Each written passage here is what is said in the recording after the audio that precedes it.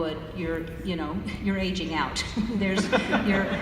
You got to find something else to do. And that I was like, I really, like I said, for a while I was really angry and then I just, I think I was angry for a long time, but and it's taken me a long time to realize what like as I said in the tape piece, it was a gift. I mean, I think you learn compassion from not having it, and I think you learn how to treat people by treating people better by people not treating you well.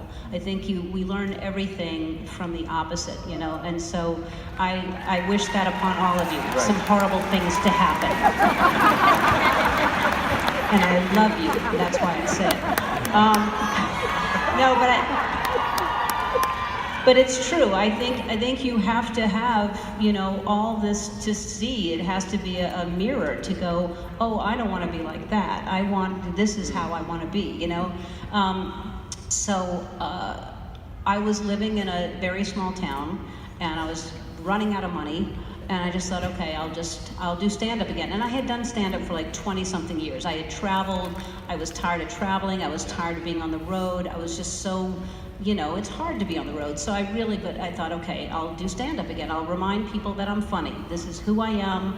I'll go back on the road. And so I was starting to write, and I went to my mailbox one day, and this girl came up to me and she goes, my mom is like a astrologer. She wants to read your cards.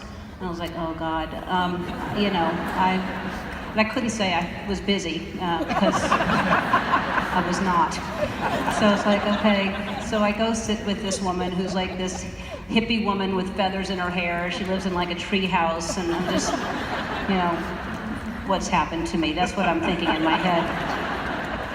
And she said, when you're 45, you're going to start a whole new career, and you're going to be more famous than you've ever been, and you'll make more money than you've ever made, and you can go 20 years if you want to go 20 years. And I'm like, what sitcom goes 20 years? And who starts a new career at 45? My talk show started when I was 45 years old.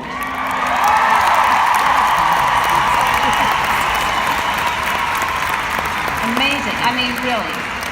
And I still talk to her like every year. She's amazing. She's like, now what? I think she's great. But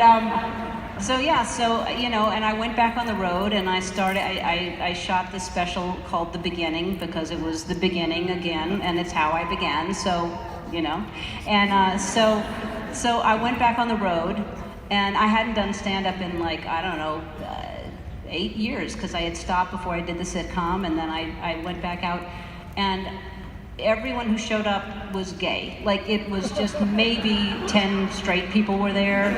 Everybody else is, in the audience is gay, and I don't, it's like I'd lost my audience because they thought I was just going to do some kind of, I don't know, run back and forth on stage with a rainbow flag or something. I don't know what they thought, like it was going to be gay comedy that they wouldn't understand, or,